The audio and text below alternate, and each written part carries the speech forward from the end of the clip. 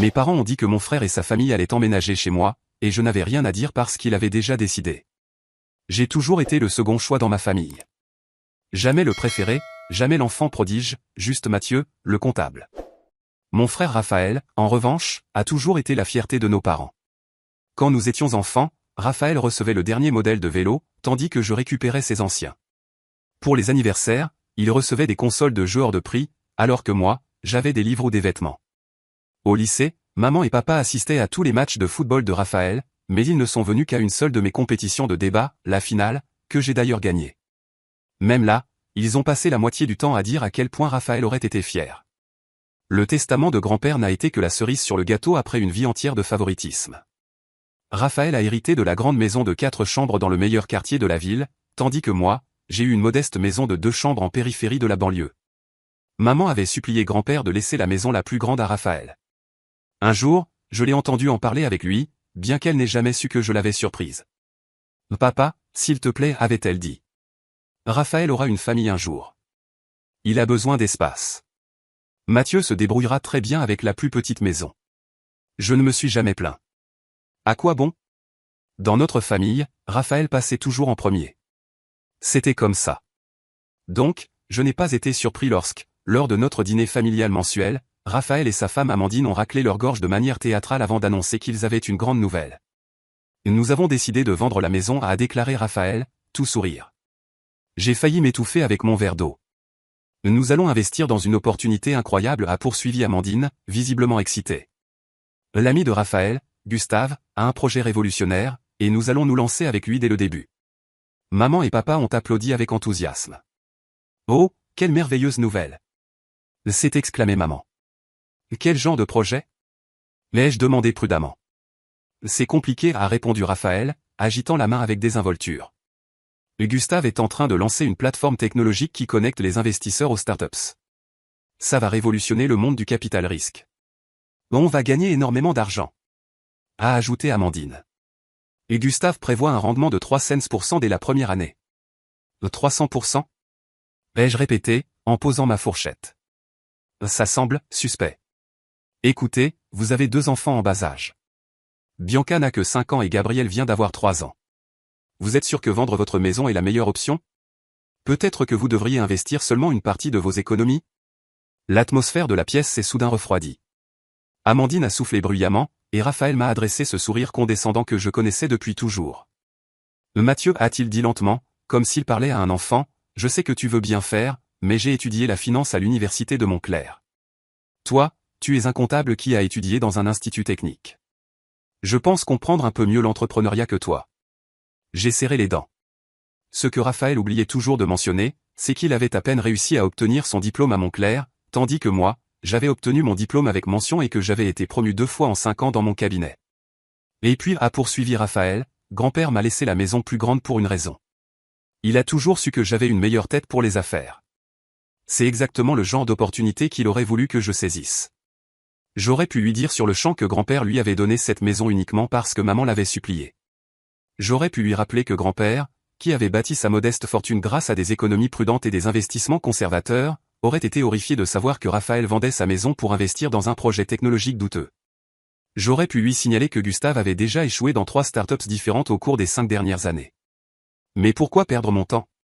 Raphaël était un adulte. Lui et Amandine avaient pris leur décision, et franchement, après une vie entière à être relégué au second plan, je n'avais pas particulièrement envie de le sauver de lui-même. Tu as raison, ai-je dit en prenant une nouvelle gorgée d'eau. C'est ta décision. Maman a souri avec fierté à Raphaël. Nous sommes si fiers de toi pour avoir le courage de te lancer, a-t-elle dit. Il faut du cran pour saisir une telle opportunité. Papa a hoché la tête. Ton grand-père serait fier aussi. Pendant le reste du dîner, Raphaël et Amandine ont parlé de tout ce qu'ils allaient faire avec leur future fortune. Ils allaient voyager à travers le monde, acheter une maison de vacances, inscrire les enfants dans une école privée. Je suis resté silencieux, hochant la tête et souriant quand il le fallait. Pendant ce temps, dans ma tête, je revoyais mes propres projets de rénovation pour ma petite maison. J'avais travaillé sur chaque pièce, une par une, avec l'argent que j'avais économisé grâce à mon ennuyeux travail de comptable. Le mois dernier, j'avais terminé la cuisine. Prochaine étape, la salle de bain. 3 mois après ce fameux dîner, j'étais sous ma nouvelle douche à effet pluie, profitant d'une eau chaude bien méritée, quand mon téléphone s'est mis à vibrer frénétiquement. Au début, je l'ai ignoré, mais après la 5e sonnerie d'affilée, j'ai coupé l'eau et attrapé une serviette. 6 appels manqués de maman. Ce n'était pas bon signe. J'ai immédiatement rappelé, encore trempé, laissant des gouttes d'eau tomber sur le sol de ma salle de bain. Mathieu, Dieu merci. A répondu maman, sa voix tendue. Tu peux venir chez nous? C'est à propos de Raphaël. 1 heure plus tard, je suis arrivé dans l'allée de mes parents et j'ai immédiatement remarqué quelque chose d'étrange. Une montagne de valises et de cartons était empilée sur le perron. Avant même que je puisse sonner, la porte s'est ouverte brusquement et j'ai failli être renversé par Bianca et Gabriel, qui se sont précipités vers mes jambes. « Tonton Mathieu !» a crié Bianca. « Maintenant, on va vivre chez papy et mamie. » Je levai les yeux et vis ma mère debout sur le seuil, son visage fatigué et marqué par l'épuisement. Derrière elle, Raphaël faisait les 100 pas, son téléphone collé à l'oreille, tandis qu'Amandine était assise sur le canapé, fixant son ordinateur portable d'un regard vide. « Qu'est-ce qui se passe ?» demandai-je, bien que j'ai déjà une idée assez claire de la situation. Maman m'invita à entrer et referma la porte derrière nous. Raphaël et Amandine ont dû quitter leur appartement, murmura-t-elle. Le loyer était devenu trop cher. Ah, donc ils avaient déjà brûlé tout l'argent de la maison. Après l'avoir vendue, Raphaël et Amandine avaient immédiatement acheté une Porsche 911 rouge tape à accent grave-l'œil, totalement inadaptée pour une famille avec 2 jeunes enfants. Ensuite, ils avaient loué un appartement de luxe en centre-ville, et Raphaël avait quitté son emploi stable à la banque pour se consacrer pleinement à son investissement. Ils avaient investi environ 500 000 $ dans le projet de Gustave et dépensé les 100 000 $ restants pour la voiture et des vacances somptueuses aux Maldives, laissant les enfants chez mes parents pendant 3 semaines. Et Gustave dit que le premier trimestre est toujours un peu lent, déclara Raphaël à voix haute en raccrochant son appel. Il força un sourire. Mais les choses vont bientôt décoller. Je me dirigeai vers la cuisine pour me servir un verre d'eau, et mon père me suivit. C'est si grave que ça? Demandai-je à voix basse. Mon père poussa un long soupir en passant une main dans ses cheveux clairsemés. Et ils ont tout dépensé. Leur loyer était de 4 000 $ par mois. Le paiement de la voiture s'élevait à 1 500 $ de plus. Ils n'ont pas réussi à suivre le rythme. Et l'investissement? L'expression de mon père s'assombrit. Gustave ne cesse de dire qu'ils sont sur le point de faire une percée et il secoua la tête. Mais j'ai un très mauvais pressentiment. Au cours des semaines suivantes, j'observai Raphaël se démener pour trouver un emploi. Il finit par décrocher un poste dans une concession automobile, un énorme déclassement par rapport à son ancien emploi à la banque, mais au moins, c'était quelque chose. Pendant ce temps, Amandine tentait de sauver les apparences en publiant des photos soigneusement mises en scène sur les réseaux sociaux, donnant l'illusion que tout allait bien. Mais rien n'allait bien. La maison modeste de mes parents n'était pas conçue pour accueillir 6 personnes. Un soir, ma mère m'appela, épuisée. « Mathieu, mon chéri, je déteste te demander ça, mais, » elle hésita. « On a un peu de mal à faire les courses avec autant de bouches à nourrir, tu comprends ?» Je savais déjà où elle voulait en venir. « De combien as-tu besoin, maman ?»« Oh, tout ce que tu peux nous envoyer aiderait, » répondit-elle rapidement. « Ce mois-ci, c'est un peu serré. » Je promis de lui faire un virement immédiatement et décidai d'envoyer 600 $. Suffisamment pour les aider, mais sans mettre en péril mon propre budget. Lorsqu'elle entendit le montant, elle me remercia chaleureusement, mais je perçus une pointe de déception dans sa voix. Elle espérait clairement davantage. Le mois suivant, je reçus un autre appel. Puis un autre. Le virement de 600 $ devint une habitude mensuelle. Cela ne me dérangeait pas d'aider, mais je ne pus m'empêcher de remarquer que, malgré leurs difficultés financières, Raphaël et Amandine avaient toujours leur Porsche. Les priorités, j'imagine. Un soir, j'assistais à l'anniversaire de ma cousine Béatrice. Je pensais que ce serait une pause dans le drame familial, mais je me trompais. Ma tante Patricia m'attrapa discrètement près de la table des desserts. « Mathieu, mon chéri » chuchota-t-elle en regardant autour d'elle pour s'assurer que personne ne nous écoutait. « Comment tu tiens avec toute cette histoire de Raphaël ?» Je haussai les épaules. « J'essaie juste d'aider comme je peux. » Tante Patricia se pencha un peu plus vers moi. « Écoute, tes parents sont à bout. Bien sûr, ils adorent Raphaël, mais héberger toute sa famille, c'est très lourd pour eux. » Elle prit une gorgée de son vin et baissa la voix. « Et entre nous, ils ont un plan pour régler ça. » Une sensation désagréable me noua l'estomac. « Quel genre de plan ? » Ils veulent que Raphaël et sa famille emménagent chez toi. Je faillis faire tomber mon assiette. « Quoi ? Ta mère pense que c'est logique, vu que tu vis seul dans une maison avec 2 chambres. » Je restai figé, sous le choc, tandis que tante Patricia me pressait doucement le bras en signe de soutien. Je voulais que tu sois au courant. Ce n'était pas juste qu'il prépare ça derrière ton dos. La fête continuait autour de moi, mais je n'y prêtais plus attention. Tout ce à quoi je pouvais penser, c'était l'audace de la situation. Il ne comptait même pas me demander d'accueillir Raphaël et sa famille. Il prévoyait carrément de me pousser hors de chez moi.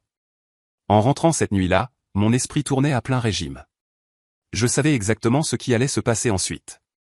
Les manipulations émotionnelles. La pression familiale. Le fameux « ce n'est que temporaire », qui finirait forcément par devenir définitif. Et une fois installé chez moi, on attendrait de moi que je paie les factures, que je nettoie après eux et qu'un jour, je cède ma maison. Non. Pas cette fois. Je ne les laisserai pas profiter de moi encore une fois. En arrivant chez moi, je me servis un verre de vin et m'assis à la table de la cuisine pour réfléchir. Quand je finis mon verre, mon plan était prêt. Le lendemain matin, j'entrai sans rendez-vous dans le bureau de mon patron, Daniel. Il leva les yeux de son ordinateur, surpris. « Mathieu, tout va bien ?» Je ne perdis pas de temps avec les formalités. « Le poste de comptable senior à la succursale de Lyon est-il toujours disponible ?» Daniel s'adossa à son fauteuil et m'observa attentivement. « C'est un poste avec plus de responsabilités, Mathieu. Un nouvel environnement. Un grand changement. Je suis prêt pour ça. » Je l'ai dit avec assurance. Cela fait 5 ans que je suis ici. J'ai toujours dépassé mes objectifs. Mes évaluations de performance sont excellentes. J'ai toutes les qualifications nécessaires. Daniel hocha la tête, pensif. Eh bien, je ne veux pas te perdre ici, mais, il sourit. Tu serais parfait pour ce poste. Je vais passer quelques appels. Il fit une pause. Le poste commence dans 4 semaines. Ça te laisse assez de temps pour tout organiser. Parfait, répondis-je, calculant déjà mentalement mes prochaines étapes. Dès que je quittais le bureau de Daniel, j'appelai mon amie Jana, une agente immobilière. J'ai besoin de vendre ma maison le plus vite possible, dis-je sans détour. Eh bien, ta maison est dans un bon quartier, et tu as fait de belles rénovations. Elle réfléchit un instant. Si on fixe un prix compétitif, on pourrait avoir des offres en moins d'une semaine. Mais Mathieu, es-tu sûr de toi?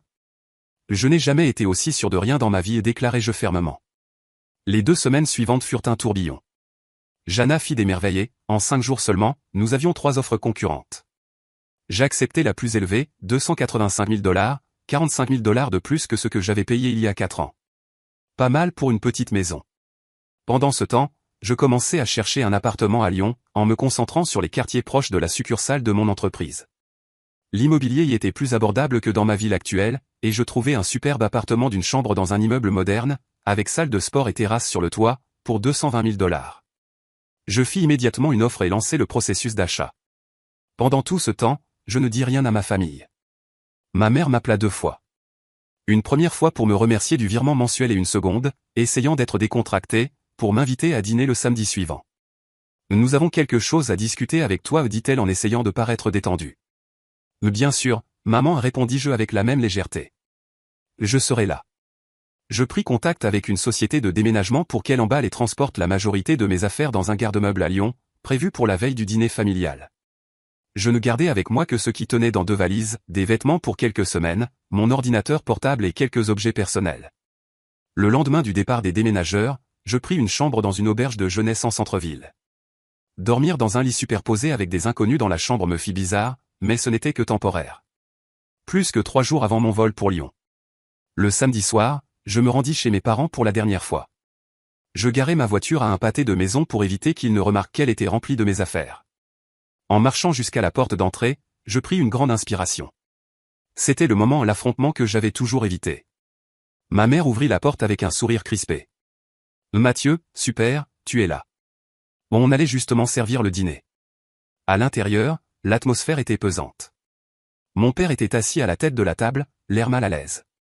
Raphaël et Amandine étaient là aussi, essayant d'afficher une expression amicale, mais leur attitude transpirait la suffisance.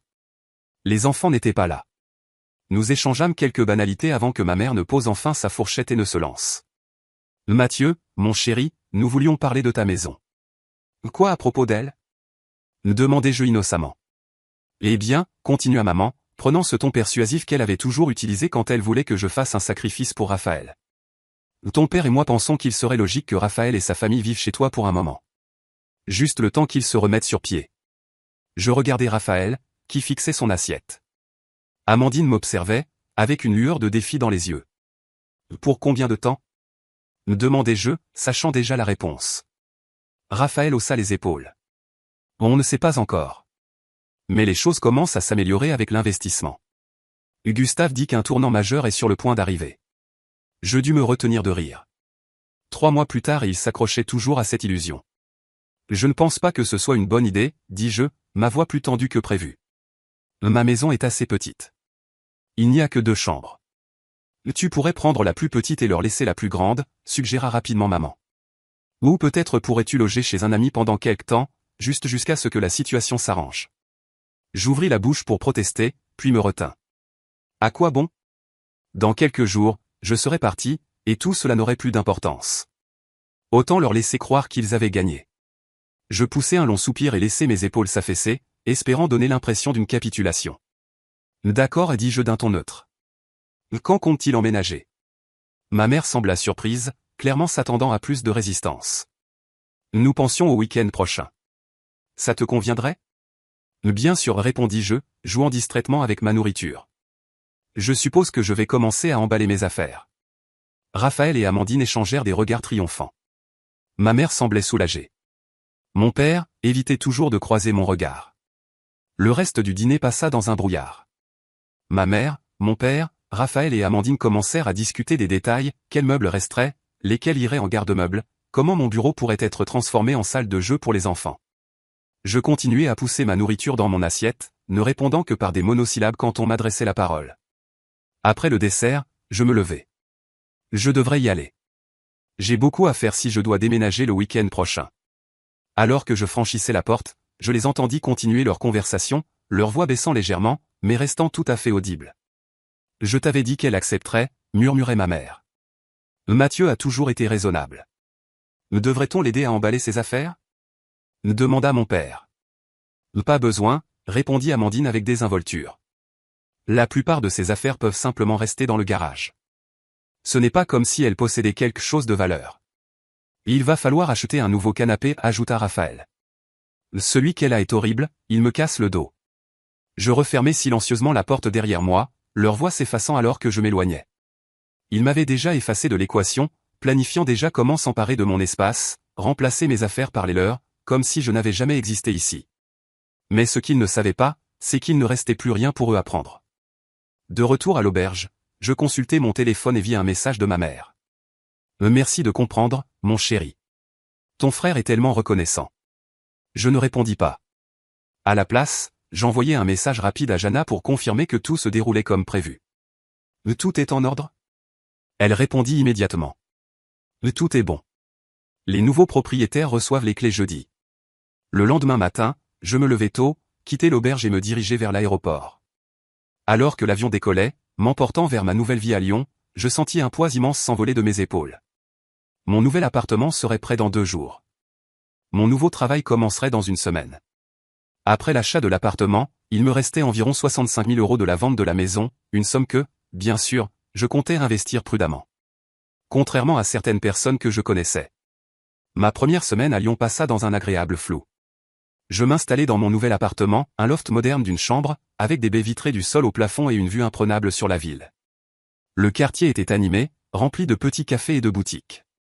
Mon nouvel emploi venait avec un bureau privé et une augmentation de 15% de mon salaire. Tout se passait exactement comme je l'avais prévu. Jusqu'au jeudi soir. Exactement 1 semaine après mon départ. J'étais en train de déballer les dernières boîtes de ma cuisine lorsque mon téléphone explosa en notification. 27 appels manqués en seulement 2 heures. 15 de ma mère, 8 de mon père et 4 de Raphaël, plus des dizaines de messages de plus en plus paniqués. Je savais exactement ce qui s'était passé. Aujourd'hui était le jour où Raphaël et sa famille étaient censés emménager dans ma maison. Je pouvais imaginer la scène parfaitement.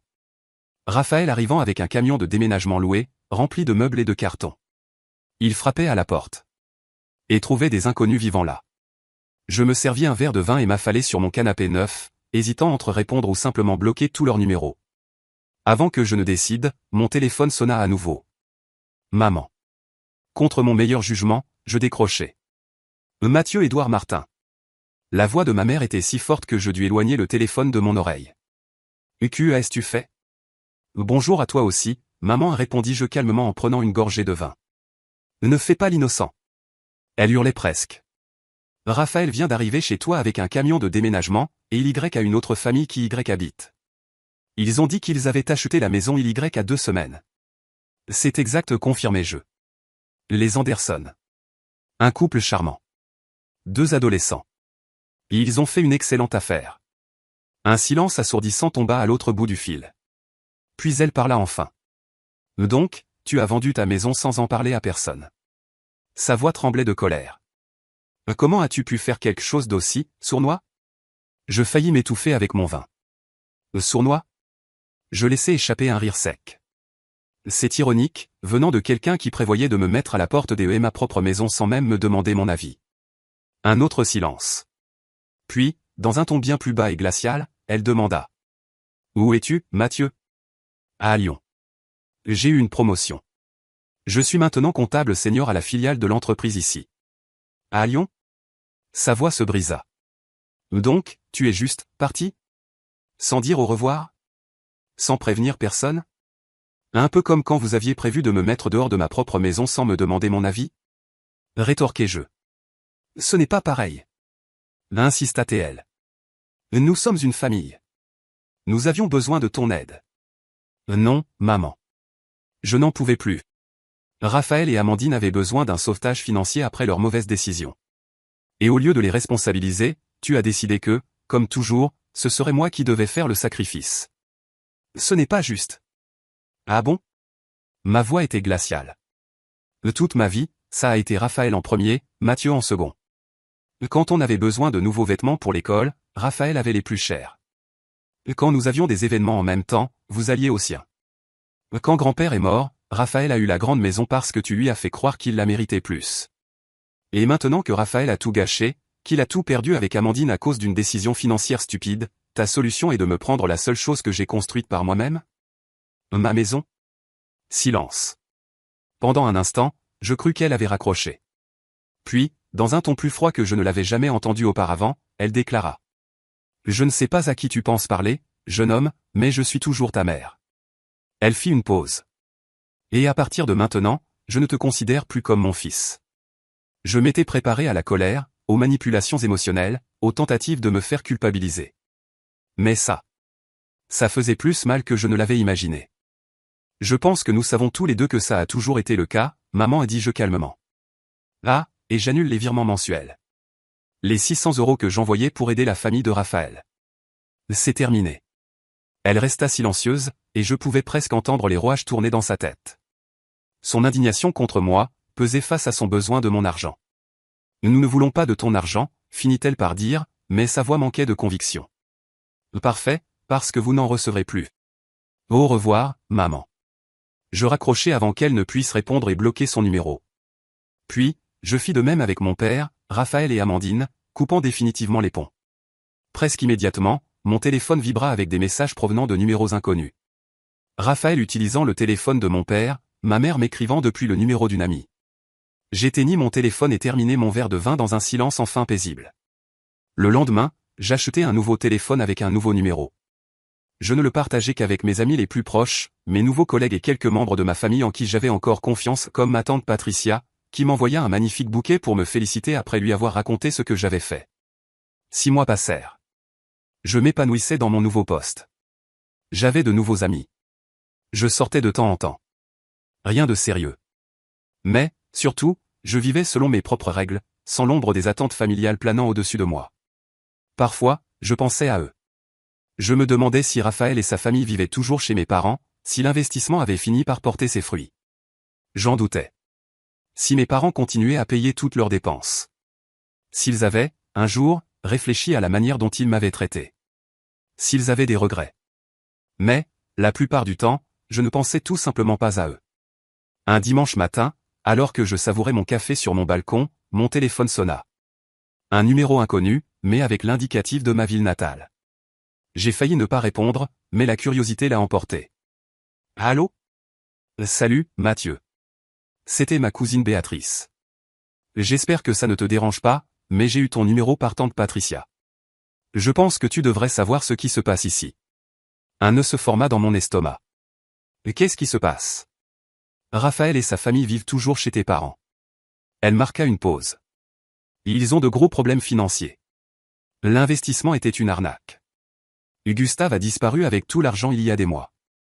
Je ne suis pas surpris, murmurai-je. Ouais, eh bien. Elle soupira. Tes parents galèrent aussi. Ils ont accumulé des dettes parce qu'ils continuent d'entretenir 4 personnes en plus. Ton père a dû sortir de la retraite et prendre un emploi à mi-temps dans un magasin de bricolage. Je ne dis rien.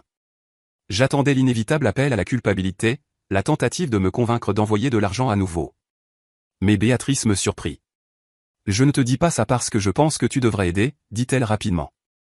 Au contraire. Tout le monde dans la famille dit que tu as été le plus intelligent en partant quand tu l'as fait. Elle fit une pause. Même ta mère a avoué à la mienne qu'il n'aurait jamais dû essayer de te prendre ta maison. Après avoir raccroché, je restai longtemps assis sur mon balcon, observant la ville en contrebas. Je ne ressentais aucune satisfaction face aux difficultés de ma famille, mais je ne ressentais aucune culpabilité non plus. Ils avaient fait leur choix. Et j'avais fait les miens. Pour la première fois de ma vie, j'avais choisi moi-même. Et je ne retournerai jamais à la seconde place. Le téléphone resta dans ma main quelques instants après la fin de l'appel. Même si je savais que j'avais pris la meilleure décision, il y avait quelque chose d'étrange à savoir que ma mère avait au moins en privé admis qu'ils avaient eu tort. D'une certaine manière, j'avais toujours su que ce moment arriverait. Pour eux, j'avais toujours été le plan de secours, celui sur qui on pouvait compter, celui qu'on pouvait repousser au second plan parce qu'au final, je finirais toujours par céder. Mais cette fois, je ne l'ai pas fait. Je pris une profonde inspiration et retournai à mon appartement. Ma vie avançait. Mon travail se passait bien, mes finances étaient stables et, pour la première fois de ma vie, je vivais pour moi-même. Les mois passèrent. Les nouvelles de ma famille devinrent de plus en plus rares. Après l'appel de Béatrice, je ne fis aucun effort pour en savoir plus. Si quelqu'un mentionnait mes parents ou Raphaël, je changeais de sujet. Ils ne faisaient plus partie de mon monde. Mais la vie a une manière étrange de nous confronter au passé, même quand on pense l'avoir laissé derrière nous. Presque un an après mon déménagement, je les revis. Je revenais d'un voyage d'affaires quand je décidai de faire un petit détour par ma ville natale. Non pas parce qu'elle me manquait loin de là, mais parce qu'il y avait quelque chose que je devais voir de mes propres yeux. Mon ancienne maison. Je roulais dans le quartier, ressentant un mélange étrange de nostalgie et de soulagement. Mais en tournant au coin de la rue et en me garant à une courte distance, je réalisais que la maison ne m'appartenait plus du tout. Les nouveaux propriétaires avaient tout changé. Ils avaient repeint la façade, refait le jardin, ajouté de nouveaux meubles à l'entrée. Ils en avaient fait leur maison. Et moi? Je ne ressentais rien. C'était comme regarder un chapitre fermé d'un livre qui ne m'intéressait plus. Mais avant que je puisse partir, je vis quelqu'un traverser la rue un peu plus loin. Ma mère. Elle avait l'air épuisée. La femme qui autrefois se souciait tant des apparences avait maintenant les cheveux négligés, les traits tirés, et portait des vêtements défraîchis. Elle ne me vit pas. Je l'observai continuer son chemin et compris immédiatement où elle allait. La maison de mes parents. La même maison où 5 personnes vivaient encore. Je la regardais de loin. La peinture s'écaillait, la pelouse était envahie par les mauvaises herbes, la façade était en mauvais état. Ils étaient toujours là. Ce qui ne pouvait signifier qu'une seule chose, Raphaël n'avait jamais réussi à se relever. Et s'il était toujours là, cela voulait dire que mes parents continuaient de tout payer pour lui. La curiosité prit le dessus. Je voulais voir jusqu'où les choses étaient tombées. Je garai ma voiture près d'une petite supérette du quartier et y entrai. Je pris une bouteille d'eau et me dirigeai vers la caisse. C'est alors que je le vis. Mon père. Il était derrière le comptoir. Travaillant. Béatrice avait raison. Il avait dû sortir de sa retraite pour continuer à subvenir aux besoins de Raphaël et de sa famille. Il ne me vit pas, et je ne fis aucun effort pour être remarqué. Je payai et sortis sans un mot. Mais une chose était claire, ils payaient enfin le prix de leur propre décision. Raphaël n'avait jamais retrouvé un véritable emploi. Après avoir perdu tout son argent dans l'arnaque de Gustave, il avait essayé de lancer quelques petits projets, mais aucun n'avait fonctionné. Lui et Amandine étaient toujours sans emploi, sans revenu stable, sans avenir. Mais le pire? Ils n'avaient même pas essayé de réparer leurs erreurs. Il était plus simple de rester où ils étaient, d'attendre que quelqu'un d'autre vienne à leur secours. Sauf que maintenant, sans mon aide financière, tout reposait sur mon père. Ma mère, qui autrefois vivait pour les apparences et le prestige, n'avait plus le luxe de prétendre. Ses journées étaient désormais remplies à tenter de payer des factures en retard, à négocier des dettes, à chercher désespérément des solutions. Mon père, épuisé, passaient ses journées à mettre des articles en rayon et à encaisser de l'argent dans une petite supérette juste pour garder un toit au-dessus de leur tête. Et Raphaël, le fils prodige, le préféré, ne faisait toujours absolument rien. Il vivait exactement comme ma mère avait prévu que je vive. Dépendant. Bloqué. La seule différence, c'est que moi, j'avais choisi de partir. Je ne ressentis aucune pitié. Je ne ressentis aucune envie d'aller leur parler ou de savoir ce qu'ils allaient faire de leur vie. Parce que ce n'était plus mon problème. Je quittais la ville sans dire un mot à qui que ce soit et retournais à ma vie. Une vie que j'avais construite seule. Aujourd'hui, cela fait 3 ans que je suis parti. Je n'ai jamais repris contact avec eux. D'après Béatrice, ma mère et mon père n'ont jamais réussi à s'en sortir financièrement. Les dettes se sont accumulées, et la maison tombe en ruine. Mon père, trop fatigué pour continuer à travailler, a finalement dû abandonner son emploi. Et ma mère, désespérée, a fini par admettre qu'elle n'aurait jamais dû faire passer Raphaël avant tout le reste. Mais la partie la plus ironique ? Raphaël et Amandine sont toujours là. Ils vivent comme des parasites, attendant un miracle pour que leur situation s'améliore toute seule. Pendant ce temps, je continue de construire ma meilleure vie. Mon travail m'a apporté de nouvelles opportunités. Mon cercle social s'est agrandi. Et surtout, je ne serai plus jamais la deuxième option dans ma propre vie. Ils ont fait leur choix. J'ai fait les miens. Et la meilleure décision que j'ai jamais prise a été de couper les liens avec ceux qui ne m'ont jamais considéré comme une priorité. Parce qu'au final, la seule personne qui peut garantir ton succès, c'est toi-même.